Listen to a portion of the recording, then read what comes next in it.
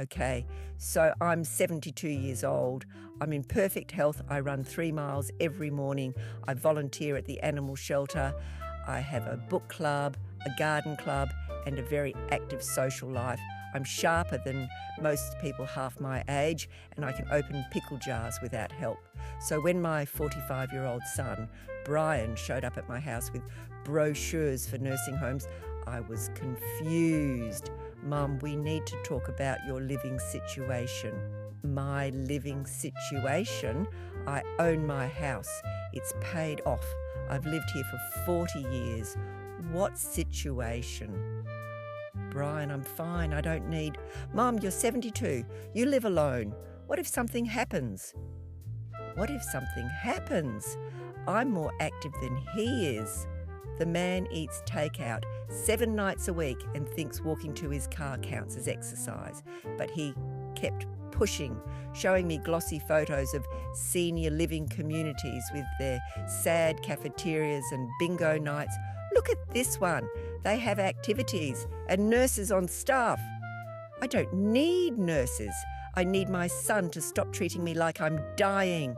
I'm not moving into a nursing home, I said firmly. His face did this thing, this frustrated, patronising thing. Mum, I really think it would be best for your safety. There it was, the magic word, safety, the word children use when they want to warehouse their parents. Brian, I'm not going. He sighed, heavy, dramatic. Fine, but don't come crying to me when you fall and can't get up. Fall and can't get up. I do Pilates. I have better balance than he does. But whatever, he left. And I thought that was the end of it. Wrong. 2 weeks later, he showed up again, this time with his girlfriend, Melissa. I'd met her twice. She seemed nice enough, mid-30s, worked in marketing, always on her phone. They sat me down in my living room and proceeded to have an intervention. Mom, we're worried about you, Brian started. We. Since when is this a we situation? The house is too big. You can't maintain it alone. And honestly, it's worth a lot of money. If you sold it, you could afford a really nice facility. Oh, there it was. The real reason. My house. My beautiful, fully paid off house in a neighbourhood that had gotten very expensive over the years. He didn't want me in a nursing home for my safety. He wanted me in a nursing home so he could sell my house. Red flag number 1000. I'm not selling my house. Melissa jumped in. Her turn, apparently. Mrs. Peterson, I think what Brian's trying to say is that downsizing makes sense at your age. Less responsibility, less stress, more freedom.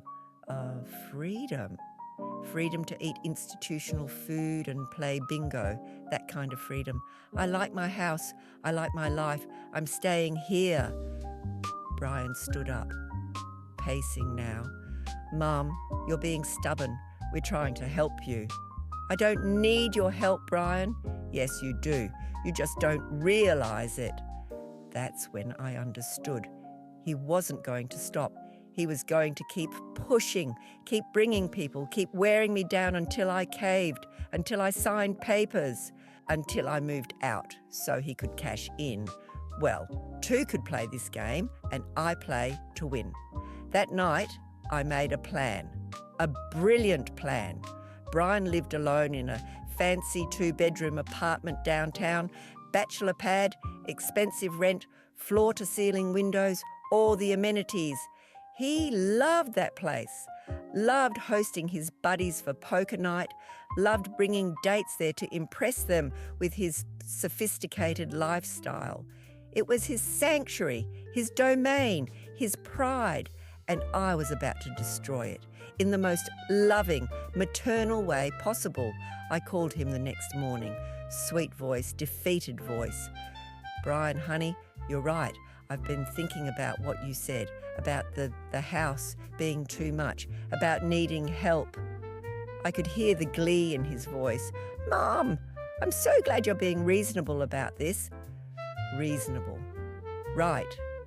But I'm not ready for a facility yet. So I was thinking, Maybe I could move in with you, just temporarily, until I figure things out. Silence. Long, beautiful silence. Move in with me, just for a little while. You have that extra bedroom, and this way you can keep an eye on me, make sure I'm safe. I could hear him trying to find a way out. Mum, I don't know if that's... My apartment is pretty small. You said it's 2 bedrooms. Yeah, but one's my office. Perfect, I don't need much space. I'll pack light. I can move in this weekend. More silence. He couldn't say no. Not after spending weeks telling me I needed help. Not after dragging his girlfriend into it. Not after the intervention. He'd backed himself into a corner, and I was about to exploit it completely. Okay, he said finally, defeated. Okay, this weekend. I smiled. Thank you, honey. This means so much. I promise I'll be no trouble at all. Famous last words. His famous last words. Because trouble? Trouble was all I was about to be. Moving day arrived. Brian looked terrified. I showed up with 6 suitcases, 3 boxes, and a very large fern named Gerald. Mum, what is all this? My things. I told you I'd pack light. This was light. I'd left most of my stuff at the house. He helped me carry everything up, showed me the spare room. It was clearly his office. A desk with papers everywhere, a gaming setup, sports memorabilia on the walls. I'll just move some of this stuff, he mumbled. Don't worry about it, honey. I'll work around it. I spent the first day unpacking, arranging my things, making the space mine. Brian kept popping in, looking nervous. You settling in okay, Mom? Wonderful. This is going to be great. That night, I cooked dinner. Real dinner. Pot roast, mashed potatoes, green beans, the works. Brian came home to the smell of home cooking and looked confused. What's all this? Dinner. We're eating at 6. I hope you didn't make other plans. He had made other plans. Pizza and video games with his buddy Marcus. Too bad. We ate dinner together at his dining table that probably hadn't been used in months. He looked uncomfortable. Trapped. Perfect. Day 2, I woke up at 5:30 a.m, like I always do, made coffee, loud coffee, in his quiet apartment with thin walls, started my morning routine, light stretching, some music. By 6 a.m, Brian stumbled out of his room looking destroyed. Mum, what are you doing? Good morning, honey. Coffee's ready. I made oatmeal. It's 6 a.m. on a Saturday. Early bird gets the worm. Come on, eat something healthy. You look exhausted. He did look exhausted because I'd woken him up on purpose. This was day 2 of my plan. Operation Make Bachelor Life Impossible. Day 3, I reorganised his kitchen, threw out all the expired food, which was most of it, cleaned the fridge, labelled everything, set up a meal prep system. When Brian came home from work, he opened the fridge and just stared. Where's my leftover pizza? That was 3 weeks old, honey. I threw it out. It was growing something. That's my food. I made fresh lasagna. Much better, much healthier. You'll thank me when you're not dying of food poisoning. He didn't thank me. He looked like he wanted to cry. Day 4, I started doing his laundry. Without asking, sorted everything properly. Whites, colours, delicates. Found clothes he'd forgotten existed, folded everything neatly, left it on his bed with a little note. You're welcome. Love. Mom. He called me from his room. Mum, did you wash my clothes? Of course. That's what mothers do. I'm 45 years old, and apparently you've been wearing the same 3 shirts for weeks. I found things in that hamper that were evolving. Day 5, I invited my book club over. 8 lovely ladies. We met in the living room, drank tea, discussed literature, got a little loud. Brian came home at 6 p.m. to a room full of senior citizens debating Dostoevsky. His face was priceless. Mum, what is happening? Book club. Ladies, this is my son Brian. Brian, say hello. He waved weakly, escaped to his room. We stayed until 9 p.m. When they left, I reminded him, book club is every Thursday now. I hope that's okay. It wasn't okay. I could see it wasn't okay. But what was he going to say? No, Mom, you can't have friends over? Exactly. Day 6, I started waking him up for breakfast. Every morning, 6:30 a.m. sharp. Rise and shine. Breakfast is ready. Eggs, toast, fruit. Proper nutrition. He'd stumble out, barely conscious, and I'd sit across from him talking about my plans for the day, my volunteer work, my friends, my activities. He'd nod along, eyes half closed, clearly dying inside. This is great bonding time, I'd say cheerfully. He'd grunt. It was perfect. Day 7, his poker buddies came over, Marcus, Jeff and Danny. They'd been doing weekly poker night for years. I knew this. I'd counted on this. They showed up with beer and cigars and loud voices. I came out in my bathrobe. Boys, so glad you're here. I made snacks. I'd prepared vegetable platters, hummus, whole grain crackers, healthy snacks. They stared at the food like I'd offered them poison. Thanks, Mrs. P, Marcus said carefully. We usually just order pizza. Pizza? All that grease and sodium? No, eat these. They're good for you. I sat with them for the first hour, chatted, asked about their lives, their jobs, their relationships. Very motherly, very invasive. They were clearly uncomfortable. Brian looked like he wanted to die. Mom, don't you have something else to do? No, honey, I'm enjoying getting to know your friends. By 10 p.m. they'd packed up early. Good game, guys. See you next week? They mumbled excuses. Maybe, probably not. Definitely not at Brian's place. As they left, I heard Danny whisper, Dude, your mum is here? Mission accomplished. Week 2, I started redecorating. Small changes, doilies on the side tables, family photos on the walls, a nice tablecloth, throw pillows. The apartment started looking less like a bachelor pad and more like I lived there, Brian noticed. Mum, what are these? He pointed at the doilies. Doilies! They protect the furniture. I don't want to protect the furniture. Well, now you don't have to worry about it. You're welcome. His eye twitched. Actually, twitched. I also started making rules.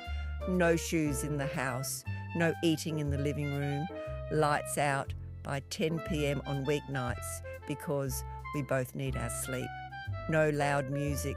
No questionable movies because I don't want to hear that language. He was living in a PG-rated retirement home in his own apartment that he paid for. I'd never seen a grown man look so defeated. Week 3, I invited a gentleman caller over. His name was Robert. We'd met at the animal shelter.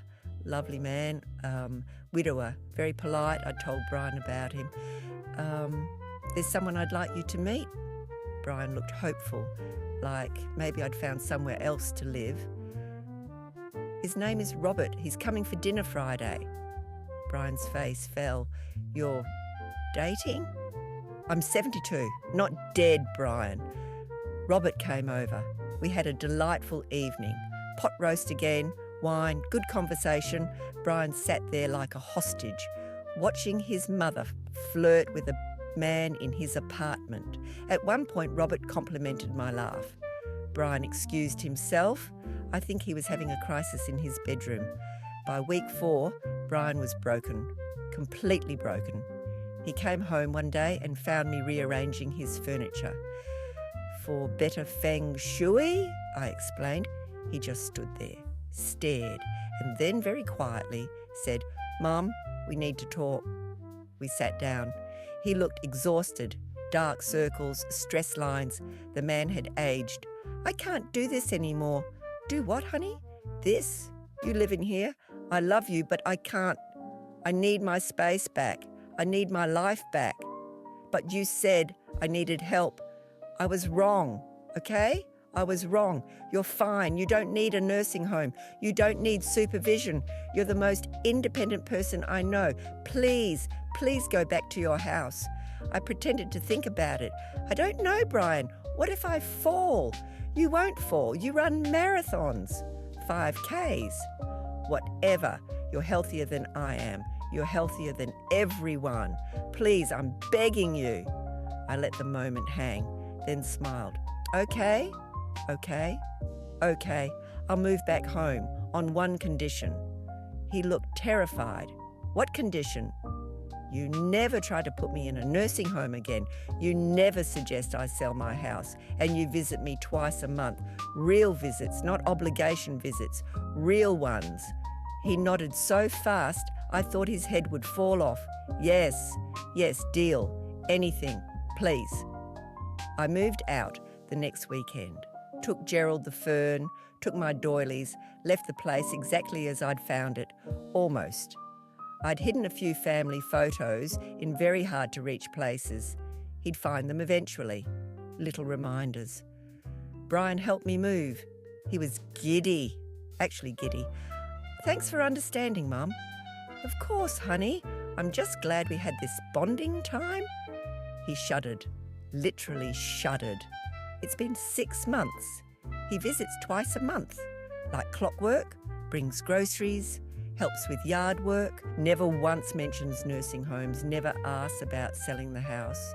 He learned his lesson the hard way, the way that involved his mother commandeering his life for a month, teaching him exactly what it feels like to have someone take over your space, your independence, your choices.